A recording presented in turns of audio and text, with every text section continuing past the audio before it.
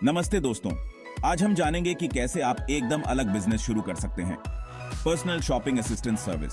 जी हाँ दोस्तों, आजकल हर कोई इतना बिजी रहता है, खासकर जो लोग कामकाजी हैं या फिर बुजुर्ग हैं, उनके लिए तो समय निकालना और भी मुश्किल हो जाता है। ऐसे में आप उनकी मदद कर सकते हैं उनकी रोजाना की खरीदारी करके। ये काम आपको अच्छी कमाई भी कराएगा और साथ ही साथ आपको समाज की सेवा करने का भी मौका देगा। तो चलिए बिना देर किए जानते हैं कि कैसे इस बिजनेस को शुरू करें और कैसे इसे सफल बनाएं। दोस्तों, सबसे पहला काम है यह तय करना कि आप किस तरह की शॉपिंग में लोगों की मदद करेंगे। क्या आप सिर्फ राशन का सामान पहुंचाएंगे या फिर दवाइयां, कपड़े, किताबें भी लाकर देंगे? अपनी कैपेसिटी और पसंद के हिसाब से सर्विसेज चूज करें।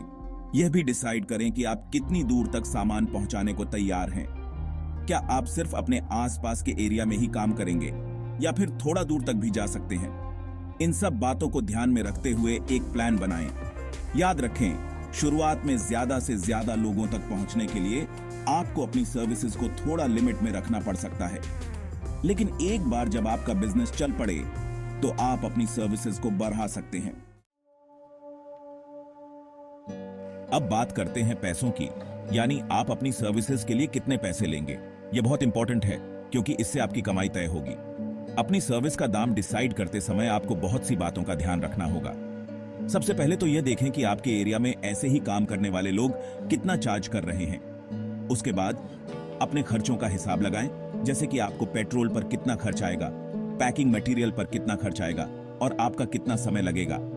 इन सब बातों को ध्यान में रखते हुए एक ऐसा दाम सेट करें जो आपके लिए भी सही हो और कस्टमर्स को भी ज्यादा ना लगे।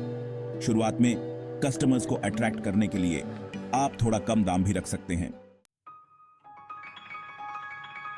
दोस्तों, अब जब आपने अपनी सर्विसेज डिसाइड कर ली है और उनका दाम भी सेट कर लिया है, तो अब बारी आती है लोगों को अपने बारे में बताने की। यानी आपको अपनी सर्विसेज का प्रमोशन करना होगा ताकि लोगों को पता चले कि आप उनकी मदद के लिए हैं। प्रमोशन के बहुत सारे तरीके हैं। आप अपने एरिया में पैम्फलेट्स बांट सकते हैं, लोकल अखबारों में एडवर्टाइजमेंट दे सकते हैं या फिर सोशल मीडिया का यूज कर सकते हैं। अगर आपके पास थोड़ा बजट है तो आप रेडियो पर भी एडवर्टाइजमेंट दे सकते हैं। इसके अलावा आप अपने रिश्तेदारों, दोस्तों और पड़ोसियों को भी अपने बिजनेस के बारे में बताएं। उनसे कहें कि वह यह इंफॉर्मेशन आगे और लोगों तक पहुंचाएं। मुंह से मुंह पब्लिसिटी एक बहुत ही अच्छा तरीका होता है। चैप्टर 4। दोस्तों, हर कस्टमर की जरूरत अलग अलग होती है। किसी को सिर्फ राशन का सामान चाहिए होगा तो कोई ऐसा भी होगा जिसे दवाइयां, कपड़े और घर का सामान भी मंगवाना होगा। कुछ कस्टमर्स रेगुलरली आपकी सर्विस यूज करना चाहेंगे तो कुछ सिर्फ जरूरत पड़ने पर ही आपको याद करेंगे। आपको हर कस्टमर की जरूरत को समझना होगा और उसी हिसाब से अपनी सर्विस देनी होगी। उदाहरण के लिए, अगर कोई कस्टमर बुजुर्ग है और उसे चलने फिरने में तकलीफ होती है तो आपको उसके लिए सामान घर के अंदर तक पहुंचाना होगा। कस्टमर्स की जरूरतों को ध्यान में रखकर आप उनका विश्वास जीत पाएंगे और वह आपसे खुश रहेंगे। और जब कस्टमर खुश रहेंगे तो वह आपके बिजनेस को आगे बढ़ाने में हेल्प करेंगे। चैप्टर 5। दोस्तों, पर्सनल शॉपिंग असिस्टेंट्स का बिजनेस पूरी तरह से विश्वास पर डिपेंड करता है। आपके कस्टमर्स आप पर भरोसा करके आपको अपने पैसे और समय दे रहे होते हैं, इसलिए यह आपकी जिम्मेदारी बनती है कि आप उनका विश्वास बनाए रखें। इसके लिए जरूरी है कि आप हमेशा ईमानदार रहें, पारदर्शी ढंग से काम करें और कस्टमर से कभी भी कोई बात ना छुपाएं। अगर किसी रीजन से आप समय पर सामान नहीं पहुंचा पा रहे हैं तो कस्टमर को पहले ही बता दें। इसके अलावा कस्टमर्स की प्राइवेसी का भी ध्यान रखें। उनकी कोई पर्सनल इंफॉर्मेशन किसी को न बताएं और न ही उनकी परमिशन के बिना उनकी कोई भी बात किसी से शेयर करें।